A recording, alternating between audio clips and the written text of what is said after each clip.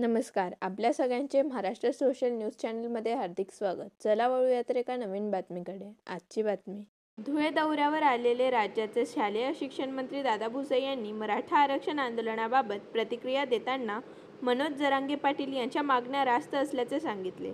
सरकार त्यांच्या मागण्यांवर सकारात्मक भूमिका घेत असून त्यांनी आंदोलन व उपोषण मागे घ्यावे असे आवाहन भुसे यांनी केले.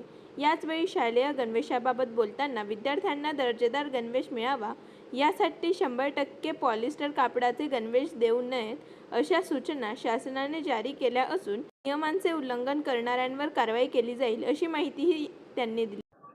आपण जर बघितलं असेल तर विद्यार्थ्यांना समग्र शिक्षा अभियानच्या अंतर्गत त्या ठिकाणी प्रति गणवेश 300 रुपये दिले जातात. अपेक्षा अशी आहे की स्थानिक पातळीवरचे मुख्याध्यापक महोदय, शाळा व्यवस्थापन समिती या माध्यमातून स्थानिक पातळीवर त्या ठिकाणी विद्यार्थ्यांच्या मोजमापप्रमाणे विद्यार्थ्यांच्यासाठी गणवेश घेतला गेला पाहिजे, शिवून घ्यायचा. स्थानिक पातळीवरच्या महिलांचे जे बचत गट असतील त्यांच्या माध्यमातून तो गणवेश शिवून घ्यायचा. अनुभव आलेले आहेत की बाबा अतिशय निकृष्ट दर्जाचा पॉलिस्टरचा कापड की ज्यामुळे विद्यार्थ्यांच्या शरीराला, त्यांच्या त्वचेलाही त्रास होऊ शकतो, असे गणवेश काही ठिकाणी घेतले गेलेले आहेत.